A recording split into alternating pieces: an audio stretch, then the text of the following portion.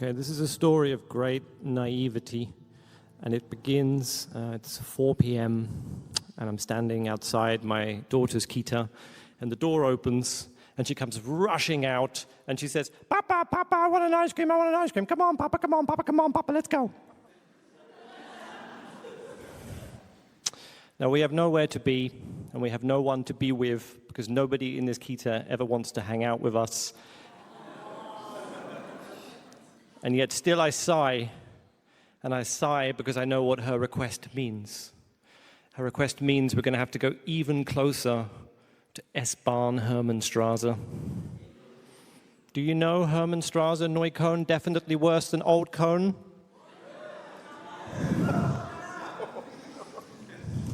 Liar. It is, and I say this with affection, Berlin's butthole.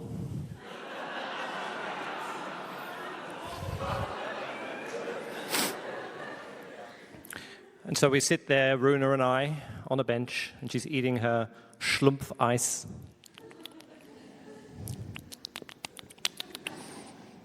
As a man with one leg slowly wheels himself past, tips back his head, and screams into the sky.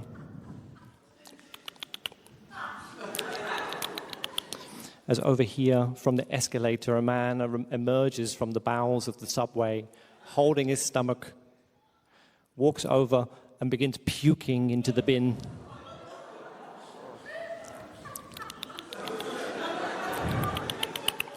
And now here from Hermann Quartier, a woman comes running out, being chased by 2 security guards, and she's running as fast as she can, but it's not very fast, and that's because she's encumbered, because she's carrying a giant hock of ham.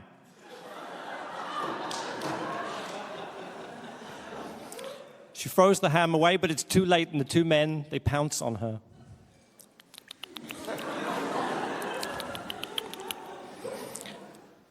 And I look at my daughter and I think, do you not see how crazy all of this is? And the answer obviously is no, because this is all she's ever known. She's 2 years old. This is her domain. She's grown up on Hermannstraße. This is normal for her. But it's not for me. And in that moment, I have this great flash of insight. And I think, we could just run away. Like, we could just abandon this life that we've built and just run somewhere. We could just leave. We could just go somewhere else. You know, obviously we can't move inside of Berlin. You know, I don't need to tell you people why. There are no free apartments. Yeah, it's not possible to move. And even if there were a free apartment, you know, I'm a writer. An artiste. The last time I had a regular wage, it had 2005 stamped on it. Like, even if there was a free apartment, no one's going to give it to me. You know, it would be easier to terraform Mars than for me to find an affordable apartment in Prenzlauer Berg. But still, we could run away. You know, we could run away. And actually, my girlfriend and I are quite good at it. Like, we've actually done quite a lot of running away in our lives, and we're actually quite talented at arriving on new continents and then buying the exact same IKEA furniture that we had before. And so we go home, I put Runa to bed, and I go to the living room and I find my girlfriend on the sofa and I say, I've had this brilliant idea. What if we run away? And she looks at me and she blinks and she says, yes! Yes! Ah, what a brilliant idea. Why didn't we think of it before? Ah. Like, we're not happy here. Like, we could go somewhere where it's like sunny the whole year rather than just for 5 months. Yeah, we could swap our tiny apartment for like a big house with a garden and a lemon tree. I find that last detail a bit odd, but I roll with it. And I say, yeah, sure, fine, let's do it. And so we rush to the laptops, and we open the laptops, and we begin trying countries on like their hats. What do you think about Portugal? Does Portugal suit us? I don't know, I always saw us as more of a Canada. And then I have it again, a second great flash of insight, and I say, I know the place. Jerez de la Frontera. And she says, where's that? And I say, well, I don't know exactly. It's somewhere in Spain. Right? And I was there 10 years ago for 3 days, and it was magical, and it was empty, and they were giving city mansions away. And so we begin to do some research, and very soon we have a short list of properties, and it does look amazing, and it is incredibly cheap. And the biggest house on our short list is 12 rooms and 1,000 square meters. Yeah, and so over time the plan grows, and we get more and more excited, and we think, okay, we have to see this city. We have to go to Jerez de la Frontera. And so we do, and it's great. It's really, really, really wonderful. And we're there for a week, and we look at properties every day, and then finally on the last day, we find the home of our dreams, which is 12 rooms, 2 gardens, and a... It's 2 lemon trees, actually. But yeah, I'm just checking you were listening. Very good. Yeah, and we're like, oh, this is the house of our dreams. So we make a cheeky offer with all the money that we have. And they say, no. And so we come back to Berlin, the big bin, back to Hermannstraße, crushed. But then we get a phone call, and it's a new Kita.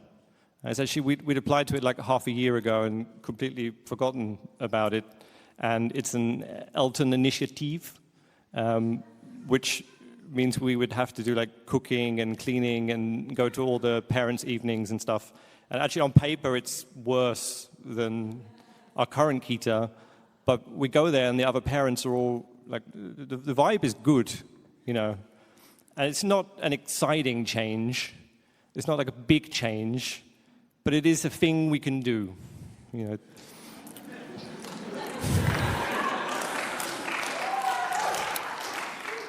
It's a lever we can pull. So we're like, let's pull the lever, okay? So we go to this Kita, and my daughter Runa, she loves it immediately. And by like day 3, we're in 4 different parent WhatsApp groups. And they're all internationals, these parents, and they all hang out together after Kita. And if you're running a bit late, they look after your child. If you need wine, they've got so much wine. Like after a month, with 3 new spare keys to apartments. And our social life, it's just blossoming. And then we get another phone call. This time it is the Jerez Dream House. They've changed their mind, and we can have it for our cheeky offer. And I hang up the phone, and I look at my girlfriend, and she looks at me, and we look down at our phones, already vibrating with the chatter of the other parents about what we're going to do today together after Kita. And I say to her, I can't do it. And she says, I don't want to. And so we say goodbye to Jerez and commit to Hermannstraße.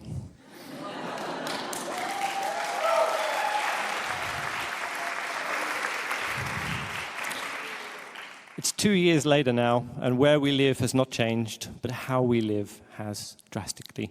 We have committed to our neighbors, we have committed to our kids, and we have committed to our Kita family. I think a big part of growing up is coming to learn that new is not always better. No matter how fast you think you are, you cannot outrun your problems. In fact, some problems you cannot even solve at all. But you don't have to if you can find the right people to just sit in your circumstances and laugh at them with you.